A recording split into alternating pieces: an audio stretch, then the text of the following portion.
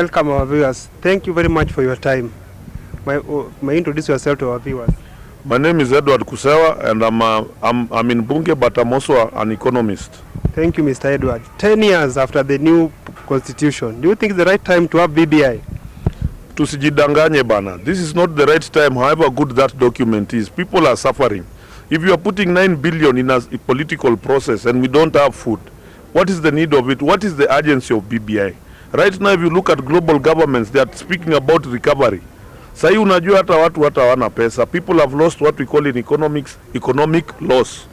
But now a political process wants to hijack, instead of the government starting to think of how they are going to give people food, now they are starting to introduce something, because by the way, hatutakula hiyo BBI, watu wengi wanaumia. So for me, however good that document is, it can wait. It can wait for another 2 years. Then we start having deliberations. And the government starts giving us money. That 9 billion, ikiwekwa into good use, at least we shall have something. And ukiangalia businesses right now, a lot of businesses are not going to come back. Biashara mingi hazitarudi. So it is only fair if 9 billion is put to jumpstart the economy.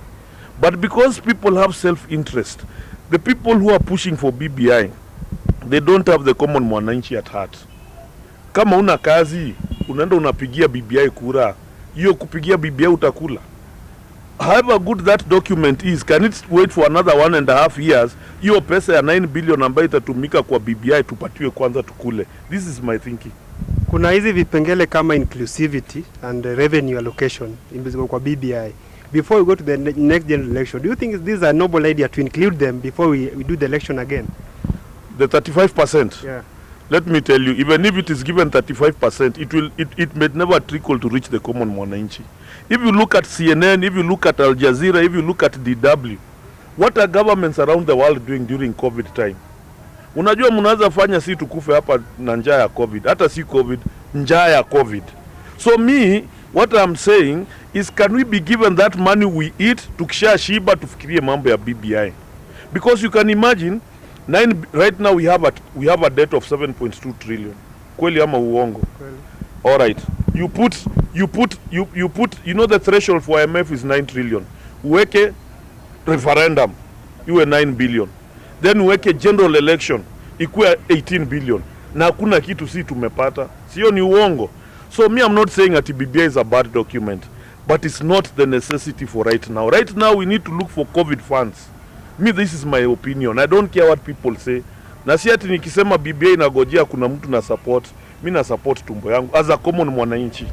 That is what I think. You can go and say, oh, but me, I support my stomach. So wastage of funds is what I don't like.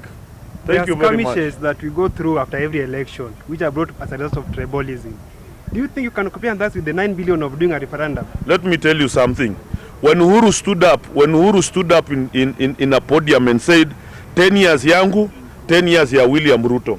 I'm telling you, you can bring a BBI, you can bring a new document, but if Ruto does not get those 10 years, they'll still be skirmishes, however good that document is. Thank you very much. Well said, my friend. Karibu.